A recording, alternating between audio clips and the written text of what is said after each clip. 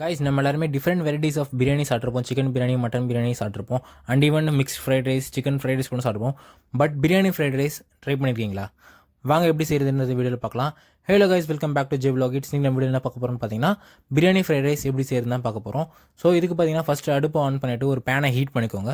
Pan heat பண்ணிவிட்டு oil தேவையான அளவுக்கு யூஸ் பண்ணிக்கோங்க. ஓகேங்களா? இதுக்கு ஆயில் ரொம்ப யூஸ் பண்ணாதீங்க. ஏன்னா பிரியாணி வந்து ஆல்ரெடி நம்ம குக்டு பிரியாணி ரைஸ் தான் எடுக்க போகிறோம். அதனால் ஆயில் ரொம்ப யூஸ் பண்ணாதீங்க.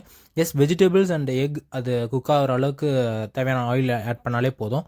இதுக்கு பார்த்தீங்கன்னா நான் வந்து 3 ஹோல் எக்ஸ் எடுத்திருக்கேன். ரா எக் தான் எடுத்து நம்ம எப்போதும் போல் இப்போ நூடுல்ஸ் செய்கிறதுக்கு நம்ம எப்படி ஸ்க்ராம்பிள் பண்ணுவோமோ அதே மாதிரி நம்ம வந்து ஃபஸ்ட்டு இந்த 3 எக்ஸை வந்து பிரேக் பண்ணி போட்டுட்டு இதில் வந்து நல்லா ஸ்க்ராம்பிள் பண்ணிடலாம். ஓகேங்களா கைஸ், இந்த டிஷ் வந்து ரொம்ப நல்லாயிருக்கும். நீங்கள் இந்த டிஷ்ஷை மறக்காமல் பசங்களுக்கு செஞ்சு கொடுத்து ட்ரை பண்ணி பாருங்கள். அவங்க கண்டிப்பாக லைக் பண்ணுவாங்க.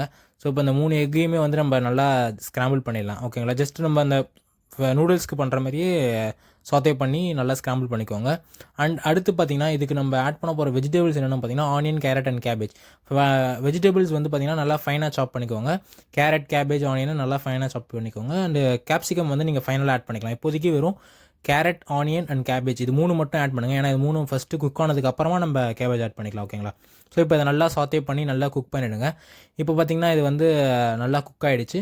இந்த டைமில் வந்து நம்ம வந்து கேப்சிகம் கட் பண்ணி வச்சுருக்க கேப்சிகமை நம்ம இதில் ஆட் பண்ணிடலாம். ஓகேங்களா?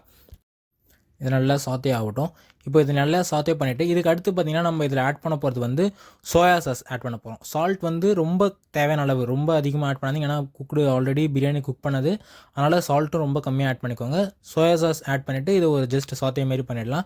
அப்போ தான் அந்த ஃப்ளேவர் நம்மளுக்கு கிடைக்கும். ஸோ இது வந்து நம்ம பார்த்திங்கன்னா சிக்கன் பிரியாணி லாஸ்ட் டைம் முன்னாடி நாள் செஞ்சுருந்தோம். அதோட ரைஸ் மட்டும் வெறும் குஸ்கா மட்டும்தான், பீசஸ் இல்லாமல் ஜஸ்ட் குஸ்கா ரைஸ் மட்டும் எடுத்து நான் இதில் ஆட் பண்ணியிருக்கேன். இதை ஆட் பண்ணிவிட்டு இதை வந்து நம்ம ஜஸ்ட் லைட்டாக சாத்தே பண்ணிடலாம். அடுத்து பார்த்திங்கன்னா இது கூட வந்து நம்ம சிக்கன் பீசஸ் நம்ம 65 போட்டு எடுத்து வச்சுருக்கேன், அதையும் நம்ம ஆட் பண்ணிடலாம்.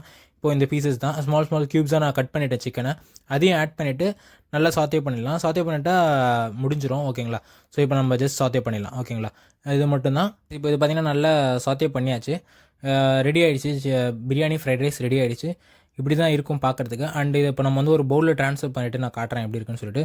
இதை மறக்காமல் வீட்டில் ட்ரை பண்ணி பாருங்கள். ட்ரை பண்ணி பார்த்துட்டு எப்படி இருக்குன்றதை கீழே கமெண்ட்டில் சொல்லுங்கள். அண்ட் இது போல் இன்னும் இன்ட்ரெஸ்டிங்கான வீடியோஸ் அண்ட் ஃபியூஷன் ஃபுட்ஸ் பார்க்குறதுக்கு நம்ம சேனல் ஜே vlog இட்ஸை மறக்காமல் சப்ஸ்கிரைப் பண்ணுங்கள். நாளைக்கு இன்னொரு வீடியோவில் பார்க்குறேன். Tata, bye by.